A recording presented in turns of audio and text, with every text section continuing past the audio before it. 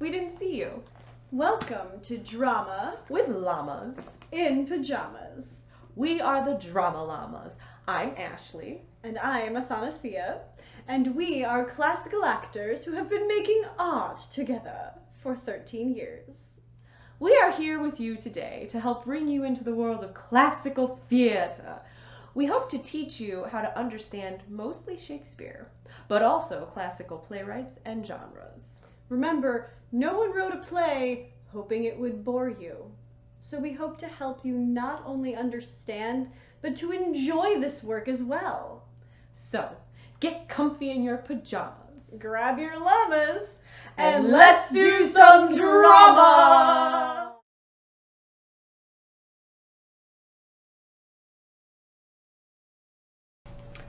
Okay, class, today's assignment is for you to go home and read Act 1 of Romeo and Juliet. Come prepared to discuss the themes and motifs. Ah! I just had a horrid dream. Wait. Was it about your 9th grade English teacher? Who assigned us to read Shakespeare? In our heads? Awful of a bard! No shade to English teachers, but Shakespeare is not literature. Sorry, teachers and scholars of the world, I'm going to say this again. Shakespeare is not literature. Hashtag unpopular opinion. Shakespeare is drama. Some may quibble and say that drama is a genre of literature.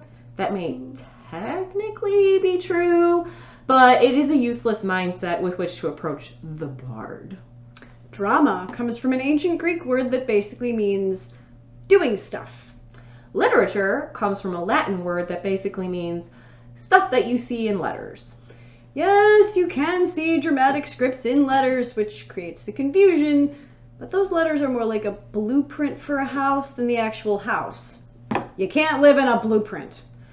A piece of literature is art in and of itself. A dramatic script is a blueprint for art and requires many other artists, chiefly actors or interpreters, but also directors, designers, producers, and spectators, to turn it into actual art. This is where Shakespearean education goes wrong most of the time. Again, no shade to the English teachers out there, either who were not taught better or who were taught better but utterly lack the resources to implement their knowledge. They have valuable things to say, even if the llama disagrees. But if your teacher hands you a copy of Much Ado About Nothing and tells you to go home and read Act 1, then come to class prepared to discuss it intelligently, that is a lot like your music teacher handing you a copy of an opera score, telling you to go home and read Act 1 in your head, then come to class with an understanding of what it sounds like and feels like. No sane music teacher would do that. But for a myriad of reasons, English teachers do that with Shakespeare every day. Do not fall into the trap! If you have the opportunity, the best way to understand Shakespeare is to take a role and participate in a production. The second best way is to take in a real live performance. Running third, you can watch a film adaptation. In fact, experiencing more than one performance of the same text can be illuminating because you are not stuck with one actor, designer, or director's interpretation. If none of the previous options are available to you, please read it Out loud! Preferably in a group of people with only one role per voice, but you can do it okay by yourself. Under no circumstances whatsoever should you sit and read it in your head. I don't care how smart you think you are, you won't understand it. Whoever wrote the plays, there's a lot of controversy over the identity of the person behind William Shakespeare's pen, but we will probably use he, him pronouns for convenience, will turn over in his grave and possibly smite you from the beyond. Worst of all, you are missing out on one of the best experiences known to humanity! Or at least to us. You might have an English teacher who provides you with these experiences, but if not, you should provide them for yourself. Hashtag be a self-starter! So you're reading it out loud. Where do you start? For now, we're going to skip over the fact that you will encounter a lot of words that you don't know. We will release a whole video on that later.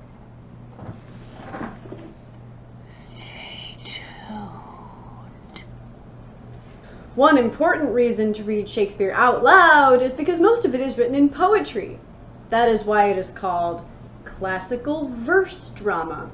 Don't worry, we will explain the poetry later. Stay tuned. By the way, there will also be ghosts. Don't forget, this was supposed to be a performance! The time that Shakespeare's works were originally created was a time that was more oral than the written word.